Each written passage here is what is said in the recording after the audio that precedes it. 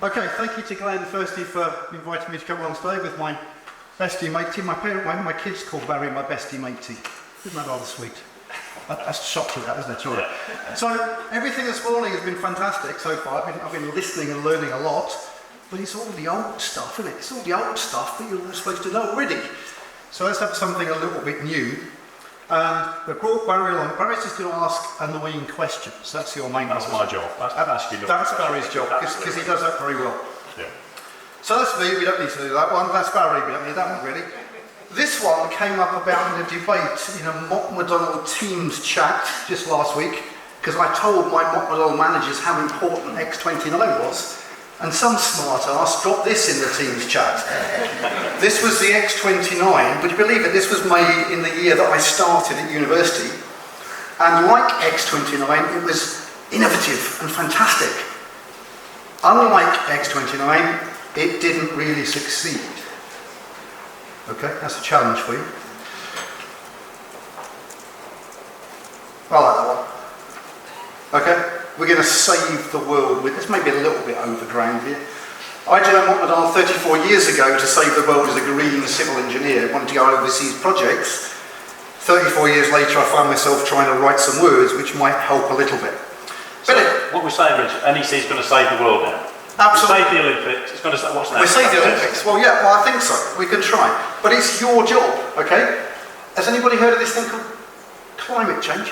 Anybody heard of that? Has anybody give a monkeys? Ooh, let's have a bit of a straw poll here, because who's heard of X29? Can we have a show of hands?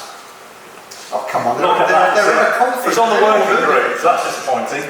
So it's probably about a third of the audience. The next one is... A third? Have you had any training on X29? Anybody in the room had training on X29? There we are. Well, that's good. So you've come to the right place. Thank you, Barry. Have you started about talking about X29 in your organisation or with your clients? Anybody using? Anybody started talking about one or two? A few hands going up, which is great to see. Yeah. The point is, these are just words. Just like everything else, everything we've heard about the project manager, it don't work unless people, professionals in the industry, go and use them. So that's the challenge from us today. Right. Well, you better tell us all about it, Richard. I will.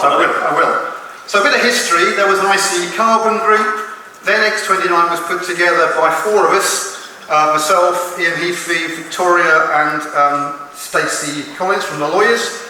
Draft was published, feedback, we went to the industry and asked for feedback, only gave you a month, but then it was published last year. And there's versions of X29 for all of the big NEC contracts. I'm going to focus on it in the construction contract because that's where I spend most of my life. So just in terms of the history, are any clients involved in this kind of group, or are you looking for clients to get involved in? Okay, the biggest client involved was Veronica Flint-Williams, who's not here today. She's from the Environment Agency, and the EA is an obvious organisation you would think would be taking these things seriously. So that's the closest we've got on the client front in the actual four-person group that developed it. There's links here, so the slides will go around. There's links here to the words and the guidance. 3 pages, 5 pages. It's not hard. This presentation really shouldn't take too long, even with Richard Patterson talking. Fundamentally, there's only 2 things in it. There's client change requirements and there's a performance table. And the client's change requirements hasn't actually changed anything. All it does, in true NEC fashion, there's a one-liner in the contract which says the client can stick some client change requirements in the scope if they like. And obviously they've been doing that for 10 years. That's nothing new. It's nothing particularly exciting. And that's what it says. You could potentially have some of these in the scope provided by the contractor for its design. Fairly unlikely. NEC in their guidance notes, they start trotting about the sort of things that clients might want to start including as client requirements, climate change requirements, sorry. All the sort of good things that we're seeing and we're reading about. They do place a warning on you guys. Just put hands up for clients. There's clients, hand in hand with clients in the room. Good few. So don't put undue risk on contractors, obviously, because either they won't sign up or they're going to have a ridiculously high price allowance in their bid to reflect any ridiculous risk of that. So we've got to be careful about this. When it comes to a climate change requirement, it's in the scope, and therefore if they don't do it, it'll be a defect, just like any other element of the scope. And as we know, at least you guys should know, there's a potential, there's a requirement for the contractor to correct defects, there's an option to do a deal to accept a defect, and if it's not corrected or not accepted, the PM can slap the contractor with an amount of money. All standard stuff. Leslie's shouting at me for slapping the contractor. Is that not very collaborative? I'm very sorry. I always talk about, you'll see slaps and something else coming just later. Non-compliance with a climate change requirement. If there's two types of climate change requirements, some might relate to the works, and if they relate to the works and they're not correct, then it will be a defect. If instead they just relate to how the contractor provides the works, if they don't do that, that will not be a defect. This is just standard NEC stuff, but the PM can stop the job. Excuse me, mate, you're not doing what it says in the scope, and that won't be it will be a compensation event, but there won't be any money for the contractor because that lovely F word in 61.2 that you all know and love, I hope. So in terms of climate change requirements, are there examples in the guidance notes about what? No, because you start in the journey from scratch, because you're right, reading the infancy, is there some examples, good examples, of what this might look like? So, I mean, it could be anything from using a low energy light bulb in the works, that's a climate change requirement, or it could be, in terms of how the contractor provides the works, it could be a driver to use electric cranes. It could be absolutely anything, Barry, and that's probably the problem with it. Yeah. Remember, we saw the slide today, NEC was about clarity, simplicity and flexibility. As you'll see, this thing is hugely flexible, which gives you loads of opportunities, but a few challenges. Yeah. Well, I think that's something I wrote down here, because it's really absolutely anything, isn't it? It could be for anything. It can be anything. Absolutely anything. And as we'll talk about later, don't tell anybody, but we can use this thing for stuff that's not to do with climate change. Wouldn't that be a good idea? Coming later. So we've got a few clauses just to be complete on here. This is the words that make this happen. There's also a concept of climate change partners, again, as stated in the climate change requirement. By the way, there's not an explicit requirement to have a separate section called climate change requirements in your scope. You might do, you might not do, but the way it's written is if it relates to a requirement to do with climate change, and if it's in the scope, then clearly the contractor's got to do what you said. We'll put that word collaborate there again. The collaborate word, absolutely. We'll throw that one in again. There's a document that we asked for from the contractor, or I should say the contractor, to give us their plan on how they're going to make these requirements. We chose to have a very light touch with the climate plan. They have to show us how they're going to comply. Basically, the idea was to make sure there was a document from the contractor to make sure that somebody on the contractor side gives a monkeys about climate change. Then a throwaway line from the lawyer, quite important, the parties may disclose and publicise information about climate change. As an industry, we should be sharing this stuff, and the intention is that we do share, and it's up to your job to work out how we're going to share these things. While I think about that, there's a few of us on a little working group within NEC specifically on X29, so we do want to hear from you guys how it's happening. The climate change plan, like I just said, either submitted by the bidder, so it's a bit like the programme, it can be either in contract under part 2 or it can come within a few weeks after award, revised whenever the PM instructs or whenever the contractor feels like it. PM's got to accept or not accept, more job for Neil's PM role. But it's not in the compensation process, and my summary is a very light touch. This climate change plan is a very light document as far as NEC. What kind of things do you think we're going to see in the climate change plan? What would the expectations Obviously, it will depend on the climate change requirements, but one would expect the contractor to focus and explain to us how they're going to meet these requirements. One thing that's rather odd about this, to be honest, we'll see in a minute, the words in here say the climate change plan is about meeting the climate change requirements. It doesn't actually say how they're going to meet the requirements in the performance table, which is coming next, which I think is slightly odd, to be honest, on reflection. And that was it. That was climate change requirements. Any questions? A bit brave, isn't it? Silence is acceptance, as we say in the training course, don't we? Okay, the performance table. You guys know NEC, I think. So you've heard of X17, negative performance damages for missing targets. You may not have used it because it's very, very rarely used. You've heard of X20, positive targets for positive payments for beating targets. X20 NEC is all positive. Many clients, of course, bastardise it to make it negative, but they shouldn't do. So this is specifically for Leslie.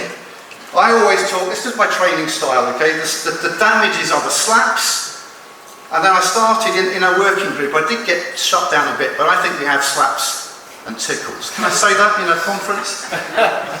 I don't know, I've said it, too late. So the tickles, well done, Mr. Contractor, have a little bit more money. You've done very well, you've beat the target. So this is the mechanism that we have in the contract. So the performance table looks a bit like this. Subject, target, obviously with any target we're going to need detailed measurement rules, units, dates when we're actually going to measure against that target, and then how much we're going to slap the contractor, how much we're going to take off the contractor if they miss. It's just to get a smile from Leslie every time. Slaps to the contractor and a limit per target, a limit on the amount that could be paid by the contractor, and we've got to put these limits in, my friend, otherwise the contractors will not bid. Also, how much we're going to pay if the contractor beats the target, again with a potential limit, and again a reporting frequency. Now the performance table, there's an example in the guide notes. I actually wanted it in the contract data directly, but I was shot down. I think in NEC 5 we'll put it back in. I hope it comes to be actually in the contract data.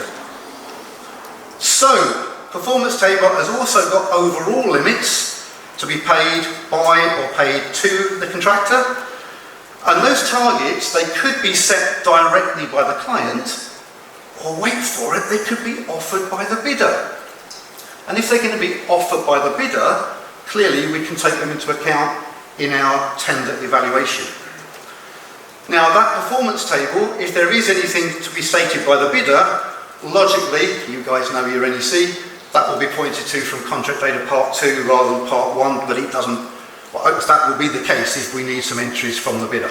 So there's a couple of things there. Performance tables, obviously, you know, to incentivise, you know, you've got to be, as a client, you've got to be prepared to incentivise. Absolutely. Money in there under the contract, haven't you, effectively? And yeah, it's got to be measurable, hasn't it? The big thing is measurable, and that's going to come up in just a moment, particularly when we start talking about the C word. So I think we did try using X29 on a small telecoms contract, and it was very interesting.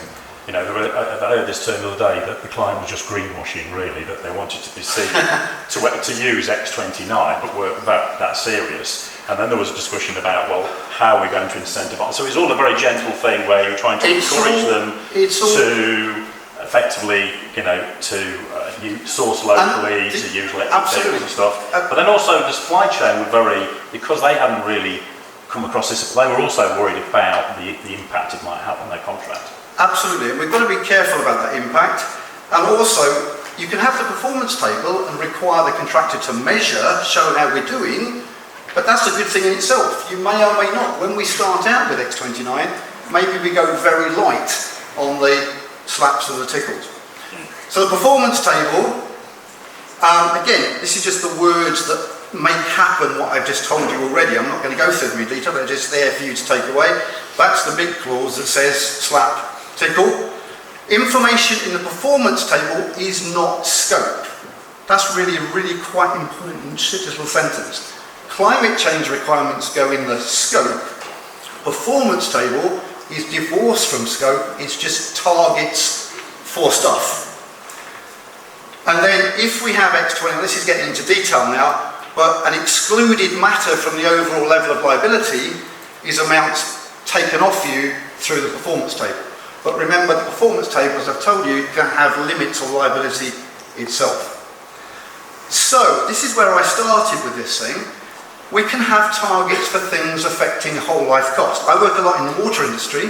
If I'm going to get a contractor to build me a water treatment plant, I'm interested not just in the capital cost, but also in the power and chemicals consumption of that plant. Basically, anything that's part of the whole life cost that you can test, you can use with X29. But you already, I mean, a lot of the contracts you work on, Richard, also, you've already got that built into the scope anyway. We already do this. And heaven forbid, I'm doing it with FIDIC at the moment. Did I say that? I'm sorry. Swore that. That's bad. Because FIDIC includes performance tests, ICHEME includes performance tests, so does NEC. We have been able to do it in X17. As I've just showed you, we can now do it together with the slabs and tickles together in the one performance table. So if you do that and you get bidders to show you how much they guarantee is the power consumption, you can then build that into your tender evaluation. So we're genuinely assessing things on whole life cost. And because I think that's important, because we're all here to try and save the world, therefore we should be paying more attention to whole life cost than we normally do. Little article there I wrote on the NEC website. Oh my word, are we ready for this? This is the big question. Are we ready for targets for carbon? Can we measure it?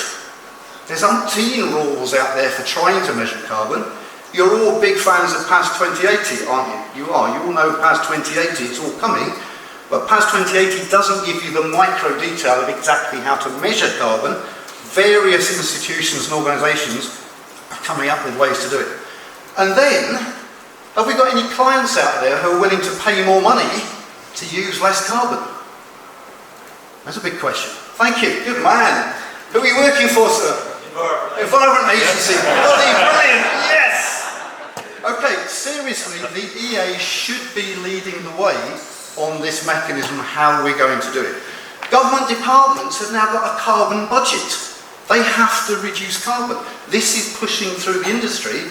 This little tool gives us the opportunity to make that happen. But importantly, as I mentioned before, those targets can be for absolutely anything. Social value is a big buzzword out there in our industry at the moment. If the client wants to employ apprentices or whatever, we can build that in as a one-line performance table, and we can incentivise it if we so design. Very simple in theory. And that's been quite common in international projects for quite a long time, isn't it? Absolutely. Yeah. So the question then, this is where we start to get into a little bit more detail. Where am I going to put my requirements? In the climate change requirements or in the performance table? If they go in the climate change requirements, of course their scope, therefore they can be changed by the PM. That might be a good thing. But of course there's no direct commercial incentive to make those things happen apart from they're a requirement in the scope. Performance table, the requirement, we can have that direct commercial incentive to comply. They can only be changed by compensation events or ultimately by an addendum. And the disadvantage, the challenge for you guys is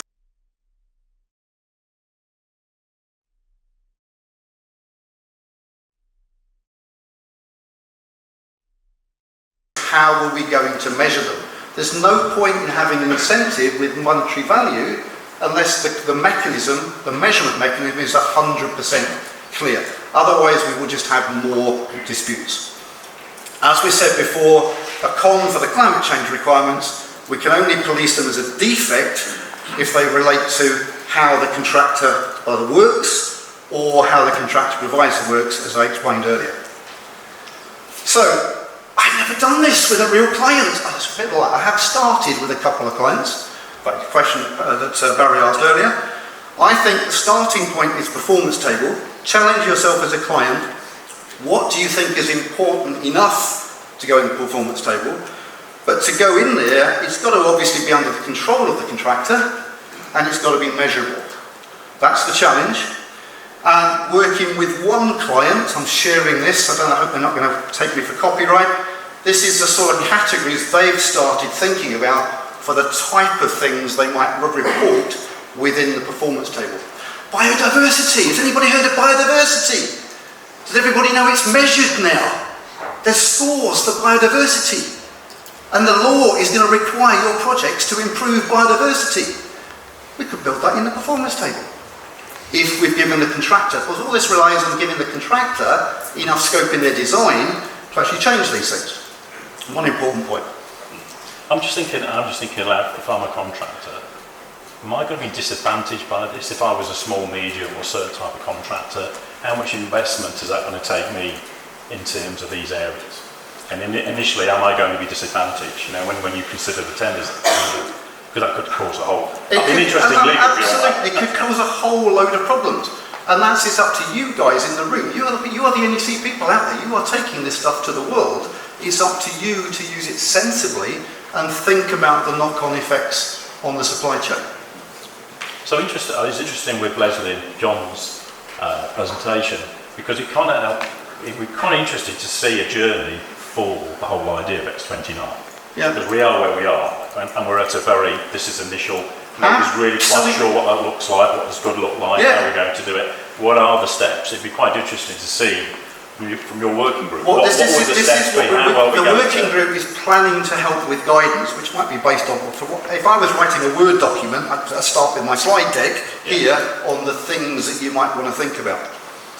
So another way of structuring any targets, think about what is going to be set by the client, what could be offered as a bid deliverable, and then the other two, the left-hand category, anything relating to the works, or anything related to how the contractor provides the work. So there's another way of thinking about how you're going to structure anything that you might want to put in your performance target. It's not right, it's not wrong, it's just a structure. And as said before, try and avoid an overlap between the client change requirements and what you put in the performance table. Otherwise you've got a danger of slapping the contractor once over there and kicking them over there because it's a defect as well. So be sensible about how you put those together. And that's it. It's very simple. That was about, I don't know how long that was. I don't think I ever spoke that amount of time in a conference. Well, we can take questions. We can take questions, obviously the idea. So, but the challenge is, it's very, very simple.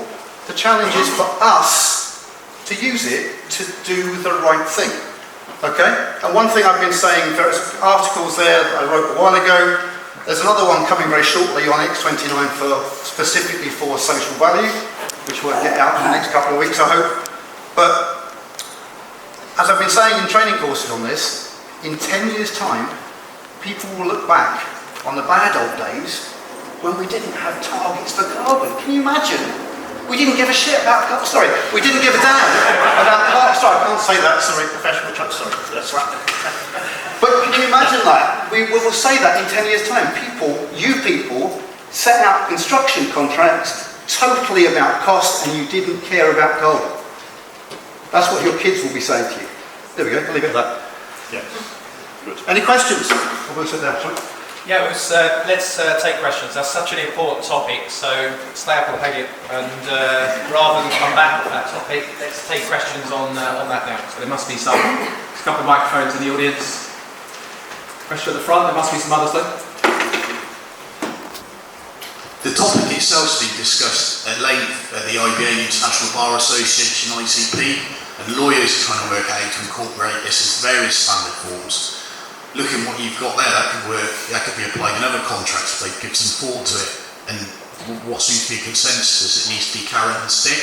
Yeah. Contractors need to be encouraged to price for it. Yeah. Contractors that don't price for it shouldn't be able to win the bids. Yeah. And secondly, it's hard to quantify losses that flow from not complying.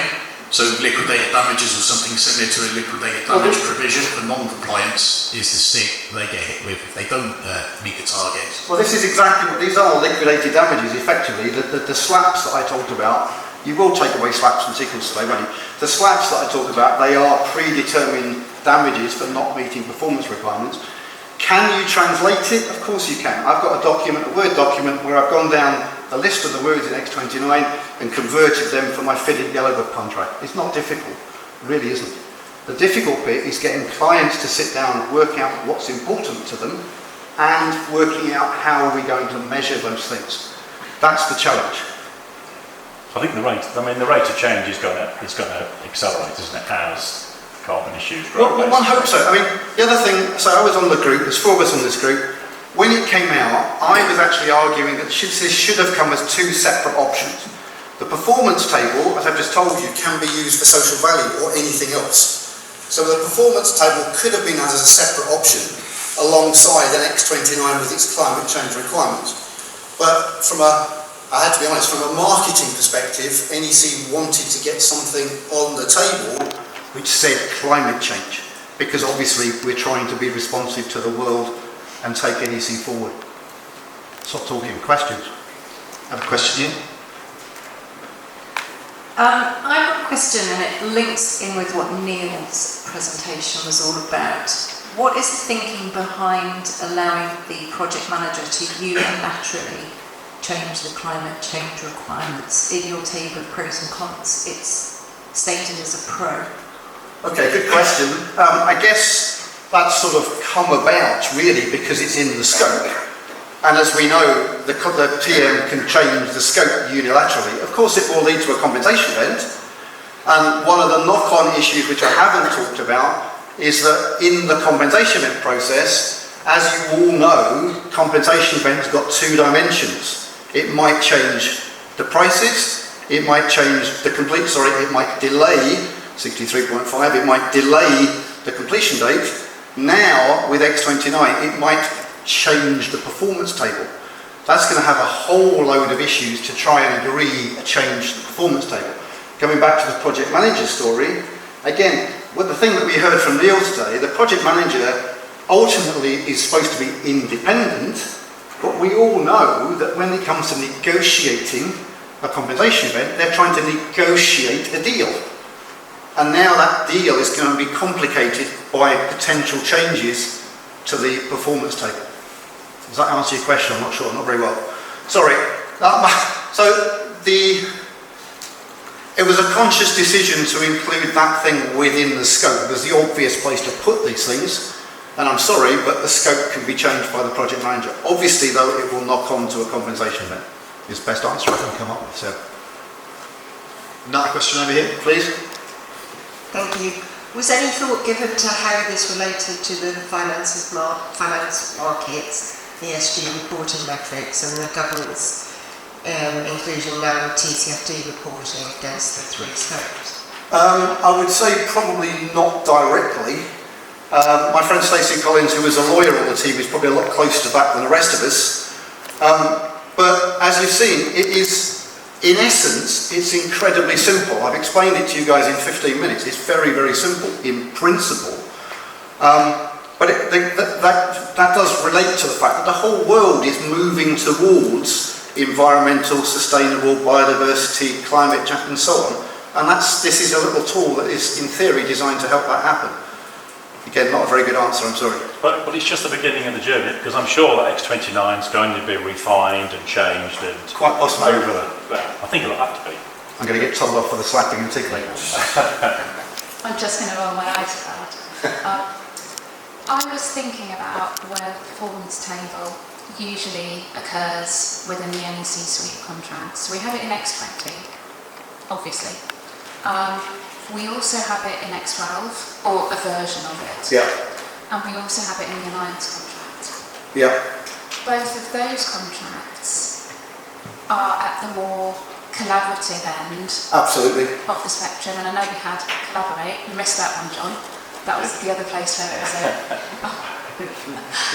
What I'm thinking is, do you see it being used in a bilateral contract more, or do you see it being used more at the collaborative end? Really good point, and something I didn't mention in the discussions. The first thing I did in our little working group was go and look at the Alliance contract and basically nick the words from the Alliance, because the performance, what Leslie's told us is that the performance table is not new to NEC. It's already in the Alliance contract, it's already in the FM contract, but it's the first time we've put it in a normal construction or in a bilateral contract between client contractor or client consulting. So clearly, Leslie, yes, it is intended to be used in those normal contracts. So there's no reason why you couldn't have a client who was, actually I'm not going to say giver against, but it was interested in all the climate change stuff. There's nothing to stop a client using option A, deleting a whole load of compensation events, but still using X29. Whether that's going to work from a collaboration perspective is another story. But as you know, NEC is this bundle of tricks. I've got the Lego slide. In the NEC options, it's just a bunch of Lego. You pick and choose what you want. NEC can't make decisions for you. you clients out there, what NEC can do is give you the tools, and this is a tool. Do you see a streamlining of all? Because obviously we've got X17, got X20. Given the flexibility that X29 has, and obviously it's got the badge of climate change, but there are so many other aspects to it. Could it be that you just deal with all of that? Well, again, that's the guidance to X29 says think carefully about using it alongside X17, X20 because they're all together. So at this stage for NEC4, we weren't ready to bin X17, X20. I would imagine in NEC5, the X17 and X20, they could go because they can be combined logically within that performance table. I mean, I wrote an article on 5 years ago, NEC's on the website, on how to do whole life cost with X17. And guess what? I just changed a few words and got another article out on how to do it with X29. So it's not difficult, and that's been around for years. But X20, as I said in the presentation, X25 is all negative. X20 is all positive. X29, do what you like. Yeah. Well, I suppose the downside is that NEC one is the climate change, and that's the big headline to it. So a lot of these other ones are effectively things, performance, but they're not direct. Yeah, but again, the challenge for clients is to sit in a room and decide what's important to you. That's nothing new. We should be doing that anyway with any procurement exercise. If stuff is important to you, if you want to, put it in the performance table. Too much talking. Any questions? Time's up. Time's up anyway. Thank you.